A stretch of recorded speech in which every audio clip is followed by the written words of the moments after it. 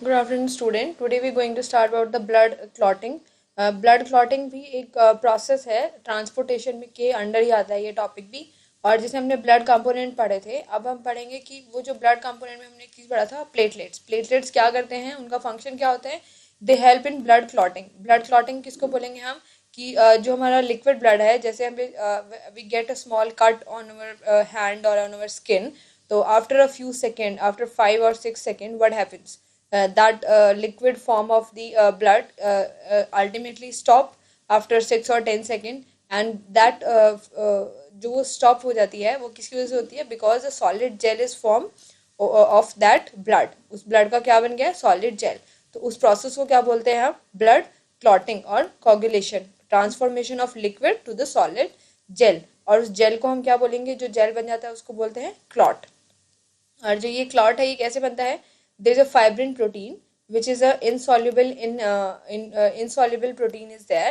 It will form a net like structure or trap all the blood components like RBCs, WBCs and platelets over there.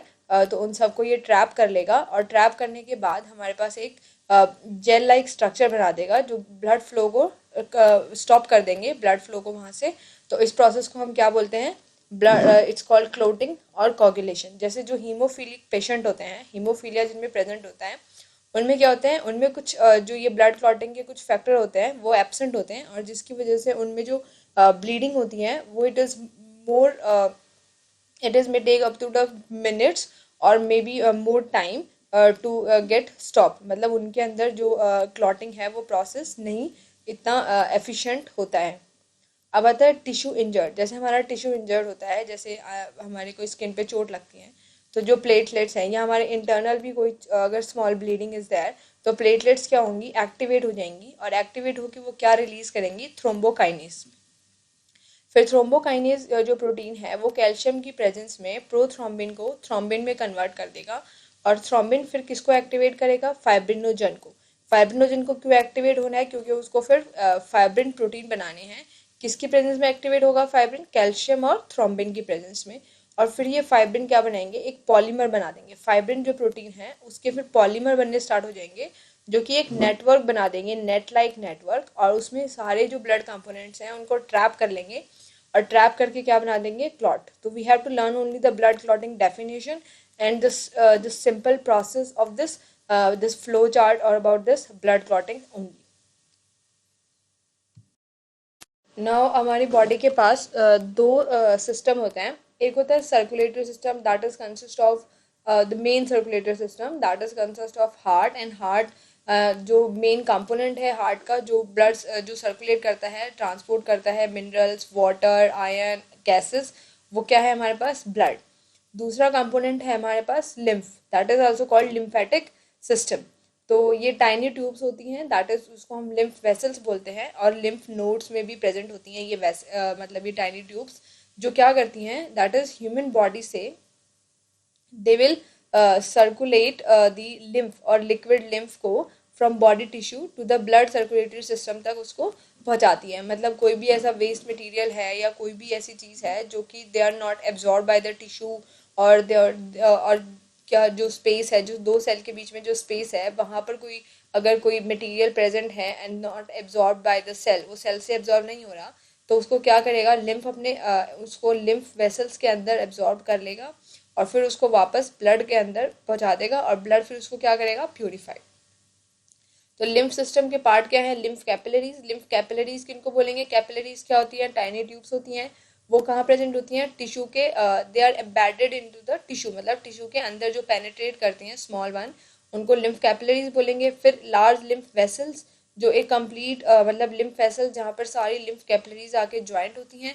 Lymph nodes, it's a group of the we can say a lymph vessels is there, उनको हम lymph nodes बोल सकते हैं। और lymph जो है lymphatic organ, we can say the lymph is a complete structure. So this is a part of the lymph system. So through the pore present in the wall of capillaries, some amount of plasma, protein, blood cells escape into intercellular space in the tissue. जैसे tissue के बीच में cell, tissue किससे बनाता है? Cell से बनाता है। Sales के बीच में थोड़ा बहुत मतलब जो स्पेस होती है उसको हम क्या बोलते हैं? दो सेल्स के बीच में जो स्पेस होती है उसको हम बोलते हैं इंटरसेलुलर स्पेस। और उसको हम एक्स्ट्रा सेलुलर स्पेस भी बोल सकते हैं। तो वहाँ पर जो फ्लूइड प्रेजेंट होता है उसको हम क्या कहते हैं, लिम्फ। ठीक है, तो लिम्फ ड्रेन इनटू दी, और वो जो लिम्फ है, अब वो सेल ने तो एब्जॉर्ब नहीं किया, अगर उसमें कुछ ऐसा जो मटेरियल है वो कहाँ पे चला जाता है, फिर लिम्फेटिक कैपिलरीज में चला जाता है इंटरसेलुलर स्पेस से, और फिर वो लार्ज लिम्फ वेसल से जाने के बाद फिर वो लार्जर वीन्स में चला जाएगा।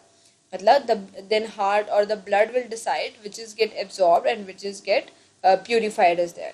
ठीक है, so it flow in one direction only, that is वो कहाँ से, जो लिम्फ वाला लिम्फेटिक सिस्टम है उसमें जैसे हार्ट में क्या था कि जो ब्लड है वो हार्ट में जाएगा, और फिर हार्ट से जो ब्लड है वो पहले बॉडी, हार्ट से बॉडी में जाएगा और बॉडी से फिर हार्ट में जाएगा। इसमें क्या होता है, जो लिम्फ है वो सिर्फ बॉडी टिश्यू से हार्ट में ही जाता है, क्योंकि जैसे कि लिम्फेटिक सिस्टम के अंदर कुछ वाइट ब्लड सेल्स होते हैं जिनको हम लिम्फोसाइट बोलते हैं, which help in fighting infection of disease. ठीक है, जो फाइटिंग ऑफ डिसीज मतलब डिसीज वगैरह के इन्फेक्शन में काम करते हैं। जैसे कोई लिम्फोसाइट ने किसी सेल को मतलब डेड कर दिया है, ठीक है, तो वेस्ट ओवर देयर, वहाँ पर वेस्ट है उस सेल का, तो उस सेल क्या, उस लिम्फ वेसल क्या करेगा, उसको फिर लिम्फ वेसल्स के थ्रू और वीन्स के थ्रू ब्लड के अंदर एंटर करवा के और उसको बॉडी से एक्सक्रीट आउट करेगा। एक्सक्रीशन का काम कौन करता है, ब्लड ही करता है। तो वो चीज़ फिर आगे कौन करेगा, ब्लड करेगा। इसलिए जो लिम्फ सिस्टम है वो सप्लाई करता है इन जो भी लिम्फेटिक फ्लूइड है, मतलब इंटरसेलुलर स्पेस में जो भी फ्लूइड है उसको क्या करेगा, फिर ब्लड तक पहुंचाएगा ताकि ब्लड उसको फिर प्यूरिफाई करे। Lymph carry digested fat from the intestine to the other tissue. Lymph का एक और काम भी होता है, जो डाइजेस्टेड फैट हमने डाइजेस्ट किया है उसको इंटेस्टाइन से दूसरे टिश्यू तक पहुंचाने का भी। The excess of fluid from extra cellular space back into the blood. Extra cellular space कौन सी होगी, जो हमारे टिश्यू के अंदर मतलब सेल के बाहर वाला जो स्पेस है उसको हम क्या बोलते हैं, एक्स्ट्रा सेलुलर। सेल के बाहर का जो इन्वायरमेंट है उसको क्या बोलते हैं, एक्स्ट्रा सेलुलर स्पेस। वहाँ पर जो भी फ्लूइड प्रेजेंट है वो ब्लड के अंदर एंटर करवाता है। Lymph carry large protein molecule by carrying them from the tissue into the blood stream. कुछ ऐसे प्रोटीन्स होते हैं जो मतलब they are not required by the cells, और those have to be excrete out or destroyed by the bodies, must be destroyed by the body, मतलब body को उनको ख़त्म करना होता है। तो वो काम कौन करता है, फिर प्योरीफिकेशन का सारा काम ब्लड करता है। तो इसीलिए वो लिम्फ जो है वो सारा का सारा उसको वापस ब्लड स्ट्रीम में लेके जाता है जो भी मटेरियल प्रेजेंट है, और फिर उसको प्योरीफाई करवाता है।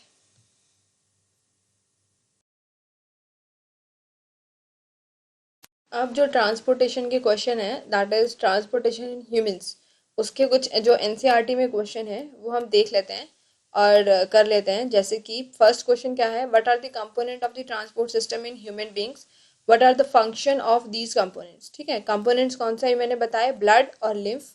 फंक्शन क्या है ब्लड के, न्यूट्रिएंट वाटर सप्लाई करना, बॉडी टेम्परेचर को मेंटेन रखना, कार्बन डाइऑक्साइड और गैसियस एक्सचेंज में हेल्प करना, कार्बन डाइऑक्साइड और ऑक्सीजन को वो करना, सप्लाई करना सेल तक।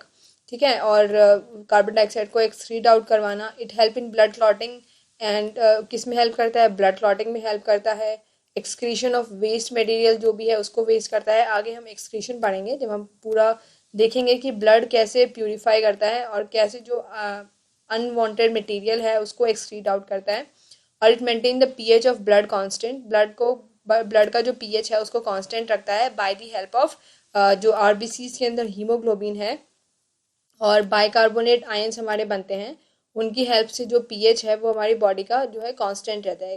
पीएच इज 7 पीएच पे क्या रहता है, न्यूट्रल। जैसे आपने पीएच स्केल देखा है उस पर एक 7 से नीचे एसिडिक और 7 से ऊपर बेसिक, और 7 वाला पार्ट क्या है, न्यूट्रल। तो हमारा ब्लड का जो कंपोजिशन है वो कैसा है, it's a neutral. Function of lymph हमने देखे, लिम्फ कैरीज डाइजेस्टेड फैट, जो इंटेस्टाइन से जो डाइजेस्टेड फैट है उसको दूसरे टिश्यू तक ले जाने का काम करता है। एक्स्ट्रा सेलुलर स्पेस में कोई भी मटेरियल है उसको ब्लड तक पहुंचाने का काम करता है। और lymph carry large protein molecules, जो large protein molecules they are not get absorb by the cell, then they will उनको क्या करता है, वापस ब्लड स्ट्रीम में लेके जाता है।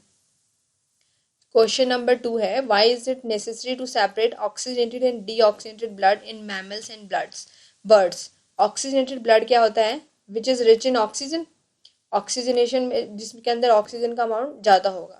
डीऑक्सीजनेटेड क्या होता है, जिसके अंदर कार्बन डाइऑक्साइड का अमाउंट ज़्यादा होगा, मतलब या फिर हम कह सकते हैं ऑक्सीजन का अमाउंट कम होगा और कार्बन डाइऑक्साइड ज़्यादा होगा as compare to the cell.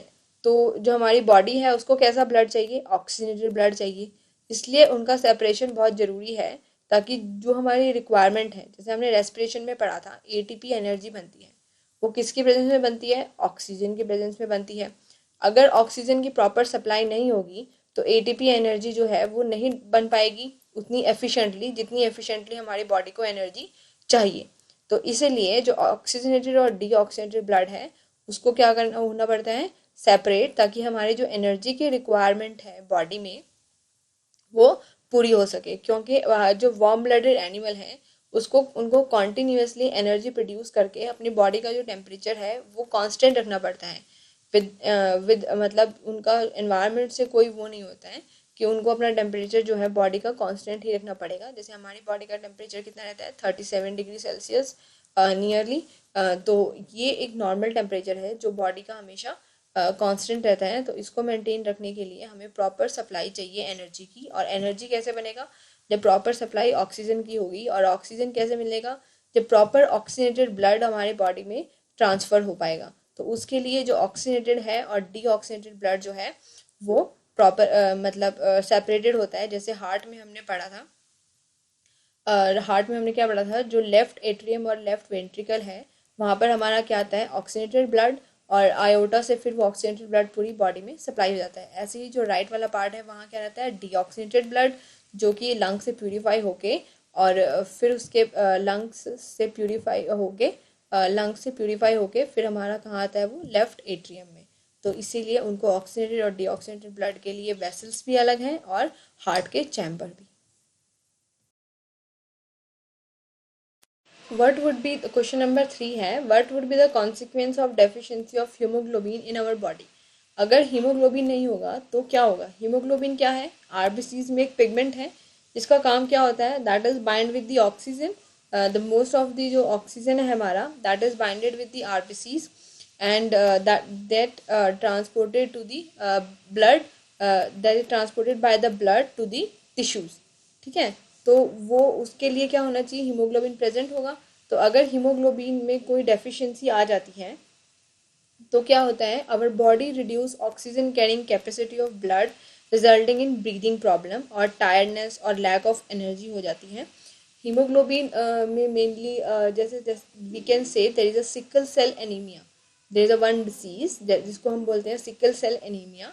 उसमें क्या होता है, हमारे जो आरबीसीज हैं उसके अंदर हीमोग्लोबिन प्रेजेंट है। तो हीमोग्लोबिन एक प्रोटीन है जिसके स्ट्रक्चर में अगर डिफेक्ट आ जाता है तो उससे जो ऑक्सीजन की जो कैपेसिटी है ट्रांसपोर्ट करने की वो कम हो जाती है। And those person mainly feel breathing problem, tiredness and lack of energy. Okay, तो हीमोग्लोबिन इसलिए बहुत ज़रूरी है ताकि प्रॉपरली और एफिशिएंटली जो ऑक्सीजन की सप्लाई हमारी बॉडी में हो सके। Now describe the double circulation and why it is necessary. Double circulation, सबसे पहली बात तो क्या है कि जो ब्लड है दैट इज जैसे हमारी लंग्स में क्या होता है, गैसेस एक्सचेंज होता है एल्वेलाई के अंदर। तो that will taken up the carbon dioxide and fill the blood with the oxygen. Okay, now that the blood that is filled with the oxygen is there, it is transported to the it is transported where it is transported to the left atrium। ठीक है, left atrium में चला गया और फिर left atrium से वो left ventricle से फिर आयोटा के थ्रू बॉडी में चला गया ऑक्सीजनेटेड ब्लड। अब वहाँ पर उसने जब ऑक्सीजन हमारी बॉडी टिश्यू को दिया तो उन्होंने क्या किया, वहाँ से कार्बन डाइऑक्साइड ले लिया ब्लड के अंदर, तो वो डीऑक्सीजनेटेड हो गया। वो ब्लड वापस अब हार्ट में आएगा और वेना कावा के थ्रू वो कहाँ जाएगा, राइट एट्रियम में एंटर करता है। फिर वहाँ से फिर वो दोबारा से राइट वेंट्रिकल में जाके और पल्मोनरी आर्टरी से फिर लंग्स में चला जाता है। तो यहाँ पर दो सर्कुलेशन हो रही है। एक सर्कुलेशन हमारे पास एक पल्मोनरी वीन है, एक पल्मोनरी आर्टरी है जो कि ब्लड को हार्ट से लंग में लेके जाएगी और लंग से फिर वापस हार्ट में बाय पल्मोनरी वीन लेके आएगी। तो ये तो हो गया पल्मोनरी सर्कुलेशन। सिस्टमेटिक सर्कुलेशन, कि जो ब्लड बॉडी के अंदर डीऑक्सीजनेटेड ब्लड है वो हमारा क्या होगा, डीऑक्सीजनेटेड ब्लड को हम यहाँ पर क्या कर सकते हैं, फिर जो डीऑक्सीजनेटेड ब्लड है वो वापस हार्ट के अंदर आएगा बाय वेना कावा के थ्रू एंटर करेगा और फिर वो फिर आयोटा के थ्रू जो पल्मोनरी वीन से जो ऑक्सीजनेटेड ब्लड आया था वो फिर बॉडी के अंदर ऑक्सीडेंटेड ब्लड को ट्रांसफ़र हो जाएगा। तो यहाँ पे दो टाइप की सर्कुलेशन हो रही है, एक बॉडी और हार्ट के बीच में और एक लंग और हार्ट के बीच में, इसलिए इसको हम डबल सर्कुलेशन बोलेंगे। और डबल सर्कुलेशन इसलिए नेसेसरी है कि प्रॉपरली जो ब्लड सप्लाई हो रहा है वो ऑक्सीजन रिच हो, जिससे कि जो भी हमारी बॉडी के अंदर एनर्जी रिक्वायरमेंट है that is form by the oxygen वो कंप्लीट हो सके। तो यहाँ डबल सर्कुलेशन जो है ऑफ ब्लड, अगर ये it's just a kind of definition of 2 marks or is there, we can write this one. If it is in a 5 marks, then we can draw the diagram. That is in our last lecture, which we discussed the complete flow chart is there about the double circulation blood in human being. तो वहाँ पर हमें क्या वो पूरा flow chart बताना है कि किस तरह से जो डबल सर्कुलेशन है वो कंप्लीट होता है। And this is for the 2 marks is fine is there कि हमने सिस्टमेटिक और पल्मोनरी सर्कुलेशन की डेफिनेशन लिख दी।